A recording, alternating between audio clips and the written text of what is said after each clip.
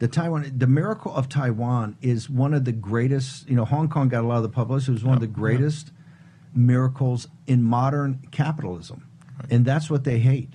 Because right there is a lie that the Chinese people absolutely don't need a dictatorial government to control themselves. And you prove, and as a fact, not just Steve Bannon's rhetoric or your rhetoric, the fact that Taiwan's been so successful against all odds since '78. Can you give me a couple of minutes on that? Well, I think it's what I call a virtuous circle, because in 1979, when diplomatic relations between the United States and Republic of China, Taiwan, the formal name of my country, ended, but at the same time, the United States Congress passed a Taiwan Relations Act, a law of the United States which established how U.S. and Taiwan could interact with each other, legally.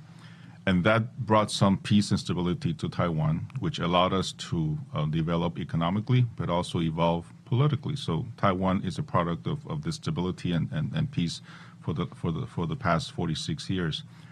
And during those years which allowed Taiwan to develop economically, and we brought the experiences of Silicon Valley in California. We also brought a lot of the engineers, Taiwanese engineers who were working in the United States, to come back and form its own company. For example, TSMC, Taiwan Semiconductor Company, which with the encouragement of Taiwan's government was formed. One of the most successful companies in the world. Yes, and then nowadays, after 46 years, TSMC is in the United States, investing $165 billion in the United States, creating a very high tech production of those nano versions of semiconductors, and I think we are, and again, and I think that the United States and Taiwan nowadays, in terms of technology, in terms of AI future that is coming, is part of ourselves.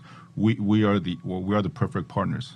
With U.S. designs the chips and we make them, and the manufacturer has a process, as you mentioned. There's decades of experience. Very complicated. It's amazing what they do.